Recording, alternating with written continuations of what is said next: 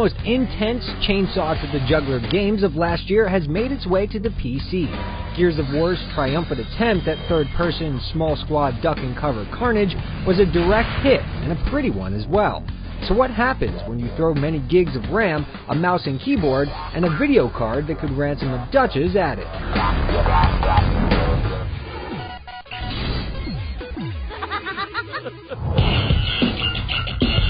The story of Gears remains the same. You play as Marcus Phoenix, a recently paroled and reinstated soldier, taking on the locust menace that's been running over the planet for the last 14 years. Cutscenes pad out your fellow squaddies' MOs, and constant radio chatter between action keeps you in the loop as you dredge forward on a series of daring deeds and bloodshed. It's typical sci-fi action, with enough mythos just out of reach to give the struggle a veil of uncertainty.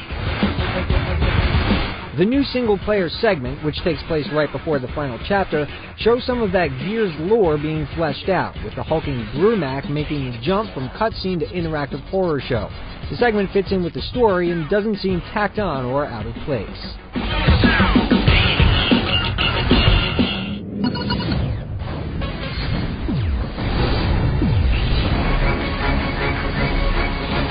The core design choices remain intact. Each firefight is a pristine moment of all-out trench warfare, where every bit of terrain and cover matters. Screwing up a reload can cost you your life, and a down teammate can make the difference between a checkpoint reload or saving the day. The battle arenas are designed with quick tactics in mind, and even with the game's linear progression, there's still some exploring for discarded weapons, ammo, collectible cog tags, and even some moments where the game lets you pick one of two divergent paths, though they all meet up at the same place. The occasional boss battle requires some thinking outside the shotgun, demanding certain weapons or tactics. There's a handful of other diversions, but it ultimately boils down to keeping the higher ground, your ammo stocked, and your head down. It's great, and made greater by playing with a friend over Games for Windows Live for a co-op outing. Multiplayer is a team affair, taking up either the Cogs Cause or the jingoistic Locust Rabble. Modes have their own names, but it's basically team deathmatch with some variations and a few King of the Hill modes. The new mode for PC is actually called King of the Hill, and changes things up by keeping the hill at a set location for the entire match, which falls in line with the game's defensive style. A few new multiplayer maps get thrown in, which are good, but nothing special, as well as all the downloadable content that was on Xbox Live. PC players may be surprised that they have to buy a Gold Games for Windows Live account in order to reap the full benefits of online achievements and skill-based matchmaking, though they can still jib out online for free.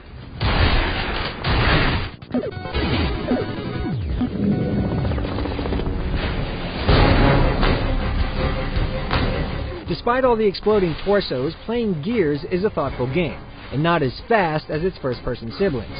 The mouse and keyboard combo, usually thought of as the real-world BFG 9000 for shooters, doesn't really give much of an edge this time around. Whirling the camera around is more disorienting than helpful, and the effects of precision aiming aren't really felt with the game's large reticule.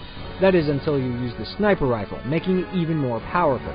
It's not game-breaking or anything, but you may find yourself holding onto it longer than usual, with less missed shots equaling much more munitions. And honestly, who doesn't love headshots? The game supports the Xbox 360 wired controller with the touch of a button, and plays great with it, but chances are you already have Gears on the 360 if you have a controller, and getting a pad will run you the same cost as the actual game.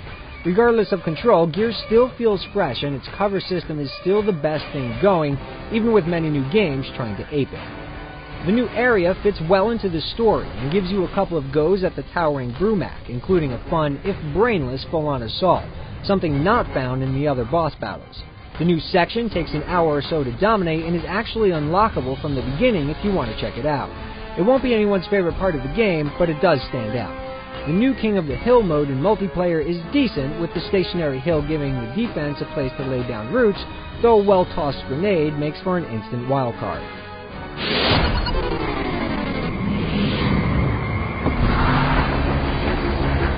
This port was handled by Polish developer People Can Fly, now a subsidiary of Epic Games, who've made their name in the past with the Painkiller series. The Unreal Engine can look like sex on the PC, but it's not a balanced affair. Even on a fresh Vista box, well exceeding the benchmarks of a recommended system, things can get very jumpy. Multiplayer has the least hitches, while the in-engine cutscene can play like slideshows, with single player hanging somewhere in the middle. There are also a number of odd bugs, like graphics not disappearing, constant game crashing, and players being flung into trees they can't seem to get down from without the help of an untimely death. But this is the way of the PC. Gears might look like sex, but you may want to kick it out of bed in the morning. So, it may play better with a 360 controller, it may fork out, and the new stuff may be good but not great, but it's still one of the most solid PC games of the year, with a great single-player game that can even be played cooperatively, and fantastic team-based multiplayer that's just a few notches below Team Fortress. If you think your PC won't asphyxiate on Marcus's bloody outing, and you missed out on the Xbox 360 craze, go ahead and jump in, rev up a chainsaw, and save the world.